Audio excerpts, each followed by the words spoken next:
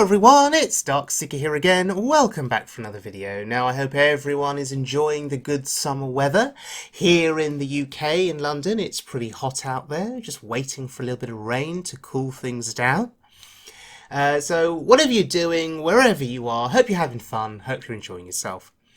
Now, recently I've been playing a range of different decks on the Wild Mode ladder, everything from Rush Warrior, courtesy of Beardyman, to Spell Hunter, courtesy of Duwin, and of course most recently Cyclone Mage. More on that later at the end of the video. But in the process of laddering up over the last couple of weeks, I've been facing a lot of mages, specifically Mana Cyclone Mages with Flamewakers, the Quest Giants, and they set themselves up to be able to do a ridiculous amount of damage after they complete the quest, and there's nothing you can do about it. You can see them setting it up, you try and respond in the best way that you can, but there's nothing you can do to prevent the huge amount of damage coming down from those Flamewakers from those giants. And so I decided to play Jade Druid, courtesy of Slizzle466's. Now I saw Slizzle playing this deck on his stream a few weeks ago, I think it was, and I copied the deck code and I've parked this deck for a while, and I thought, okay, now's a good time to bring it out, because against Mana Cyclone Mages, Jade Druid has worked out very well for me. Because you've got various armor gaining cards, so Oaken Summons, the Druid Death Knight, Branching Paths, and so on and so forth. You can gain lots of armor and then hopefully get to a point where they can't kill you with their damage, you stabilize, and then eventually win the game. That's the plan. So let's have a look at this deck in action against a mage on the Wild Mode ladder at rank 4, and keeping the Spellstone. I guess seems reasonable. If we can buff it up, maybe it kills a Flamewaker or an Apprentice.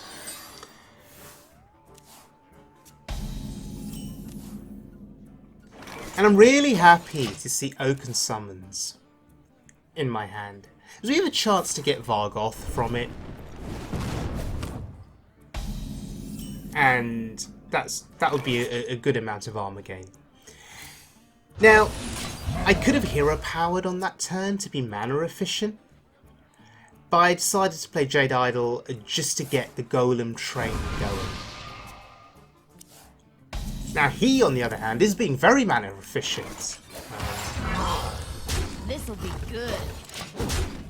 And another turn where I am not mana efficient, floating 1 mana.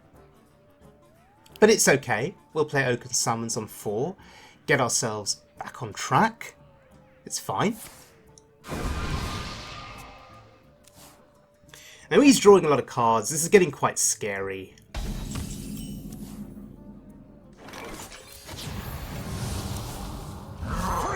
Oh, and there he is. And behold indeed. Face me, you tempting tyrant. And that's pretty incredible. But here he goes! Flamewaker, Quest, Sorcerer's Apprentice.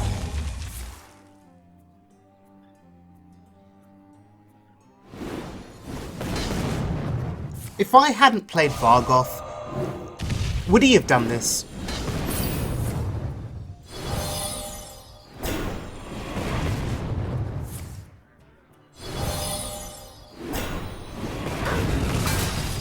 He really wants to protect that Flamewaker.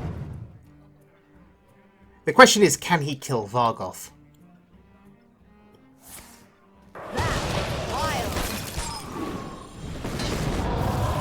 Oh wow. All of that on turn 5. Flamewaker, Apprentice, Mana Cyclone. And my friend Toasty saying that's pretty OP. It is. Behold. Oh, and there we go. Behold, we kill an actual minion that can attack. That's pretty good. Vargoth doing good work for us. I need to learn to be more in sync with Vargoth. On Slizzle's stream, he often roleplays as Vargoth. So he shouts out "Behold," and good things happen. And that's what I need to start doing. I need to start shouting out "Behold" more often. And then I'm sure my Vargoth RNG will be really good. I don't think that Spreading Plague is going to get any better in this game. So I think it was worth playing on that previous turn. I mean, if I didn't play Spreading Plague, what else would I have done? Jade Behemoth? I think Plague was fine.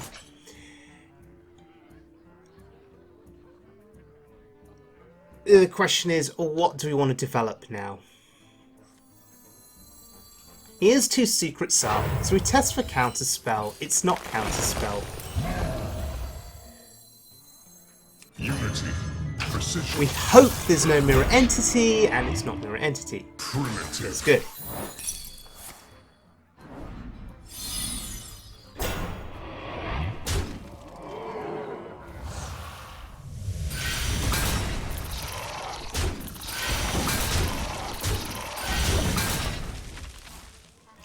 So we are effectively at 41 health, if you include the armor.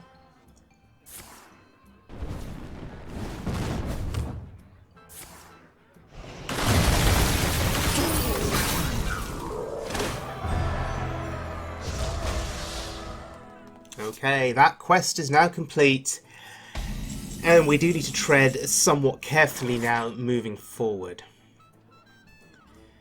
I think now's a good time to develop the Death Knight.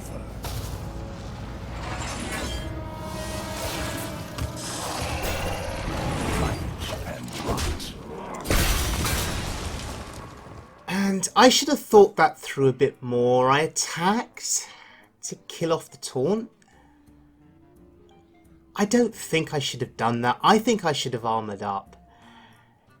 It was almost a reflexive click. I shouldn't have done that. Because I will need all the armour I can get in this game. I mean, I'm at 46 health, including armour. It looks impressive. But then again, this kind of mage can do a ridiculous amount of damage out of nowhere.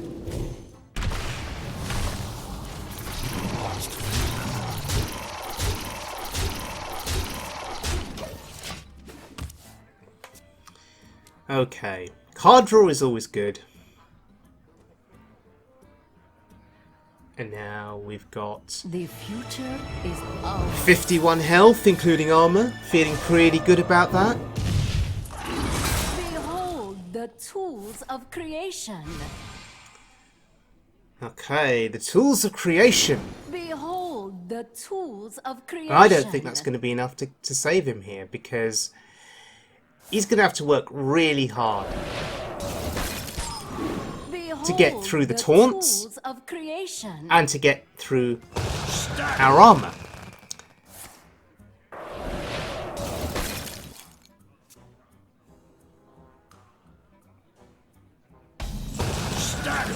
Okay. Face me, you cowardly fluff. Wow, that's pretty impressive. And we're going to pause for just a moment because we hope he's going to concede. No, he doesn't. Okay.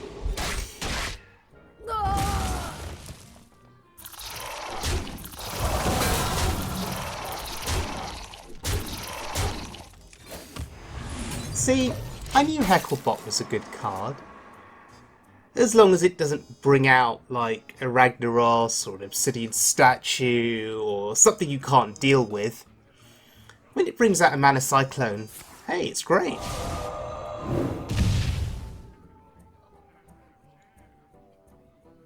I mean, even if there'd been something massive, you've got cards like Naturalize and Poison Seeds that can that can deal with big threats, so it's fine. I serve the fire. Okay, there is Flamewaker number 2. And how much can he do with this one Flamewaker? There is no Sorcerer's Apprentice on the board.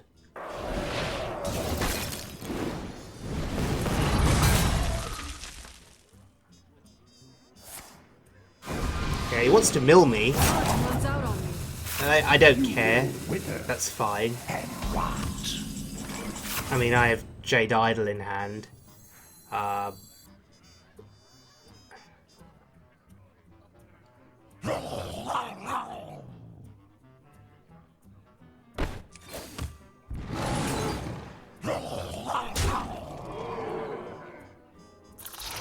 Okay, I've ordered this wrong, I think.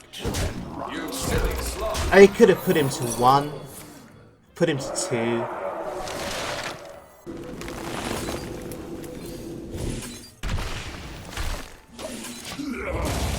That's pretty good.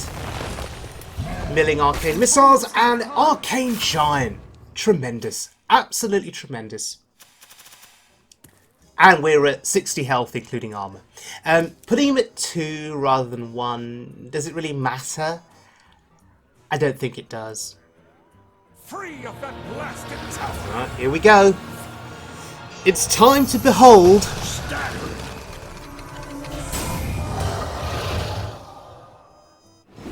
Behold. Okay, behold. Cards. So how much damage can he do now? This is actually still quite scary. Someday I'll be just like I'm you. at 60, but I'm still scared.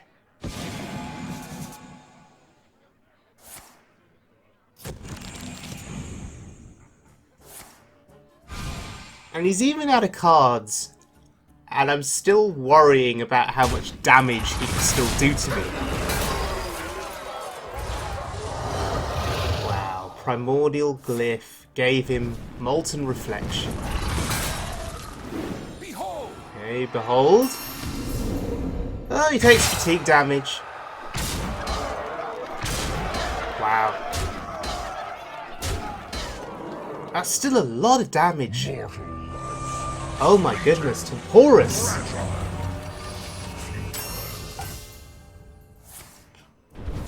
Are we dead? Really?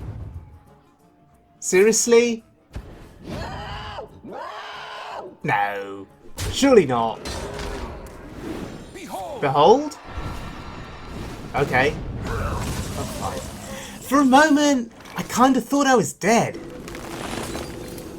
I don't know why I panicked. I mean, just at 29 health.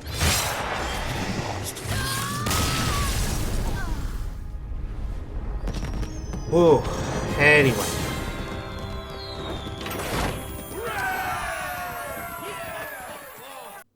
Lunara versus Tyrande. You give me strength. The forest fights back. Alright. It's time for a bit of fun against a big priest.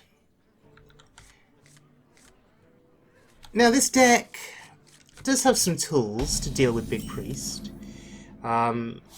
Particularly poison seeds.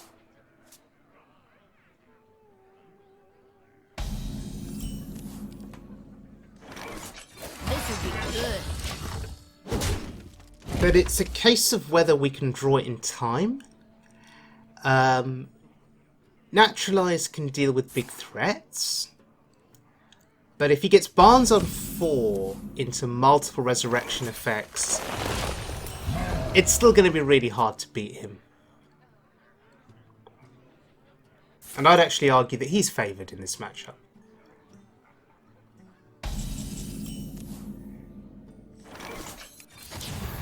Face me, you ridiculous rust bucket. Cards like Katrina, I think, have really swung matchups like this in favour of the priest, because you spend all of your time trying to remove the minions that Katrina resurrects, and use your spells, and you do your trades. And then they start to play all of their other resurrection spells. And you've got no tools left to deal with the threats that come out from that. So Katrina's a very frustrating card to play against, I think.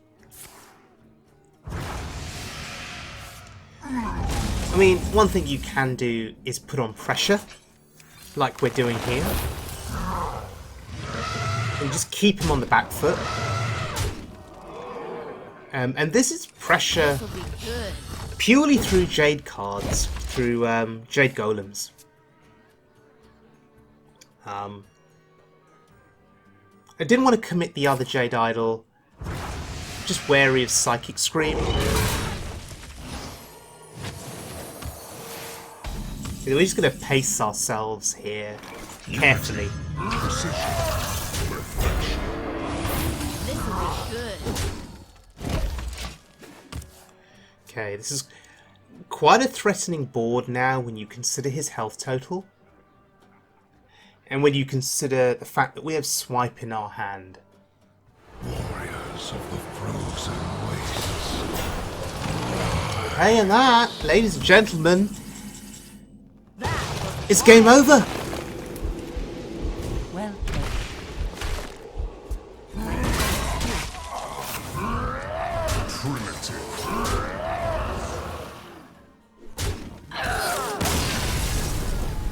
And that was an incredibly satisfying win.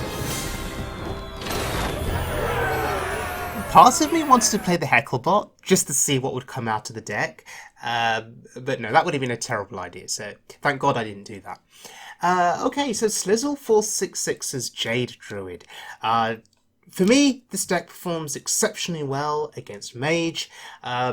Exodia Mage with Antonidas and Molten Reflections, that deck is a bit of a problem, because if you can't kill them in time, you are just dead. Right, you are just dead to the Exodia combo. There's nothing you can do about it.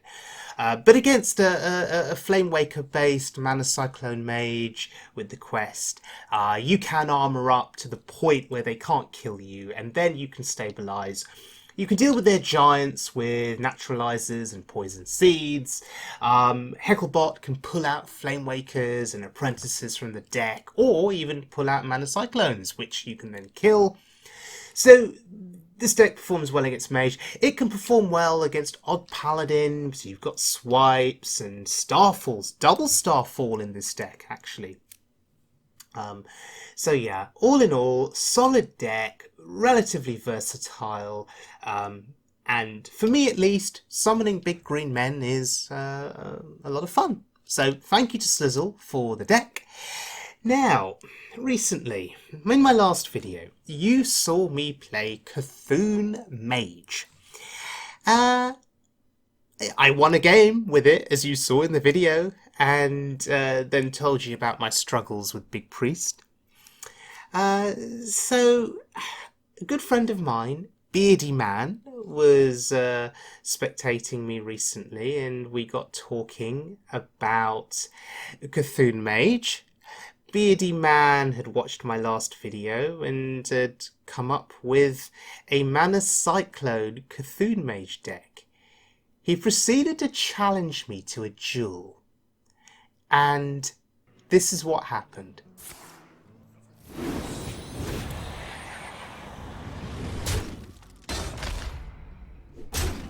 Yeah. He's got the Quest in play. He's played Mana Cyclone. He's played Luna's Pocket Galaxy. And he's playing spells that are buffing Cthulhu. That's right. Cthulhu Mana Cyclone Mage.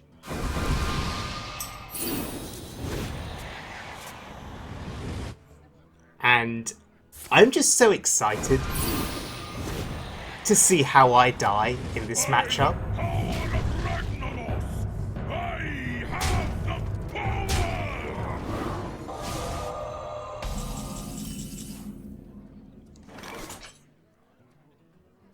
So I told you about Jade Druid being good at gaining armor, which can negate the damage from Mana Cyclone Mage.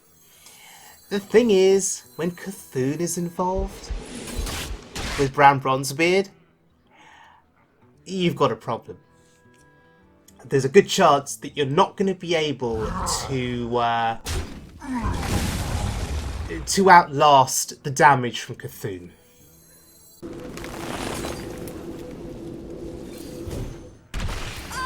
Particularly when they play the quest, right?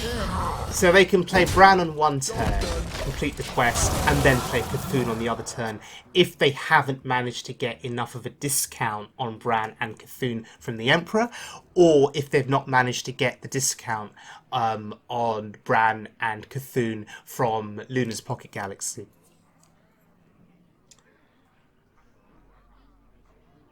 So, yeah, look at me with my 2-2 and my 3-3 on the board. About to get absolutely wrecked by Cthulhu. And this is glorious. This is absolutely glorious. Honestly. So, ladies and gentlemen, next week, this is the deck that I'm going to be playing. Mana Cyclone Cthulhu Mage.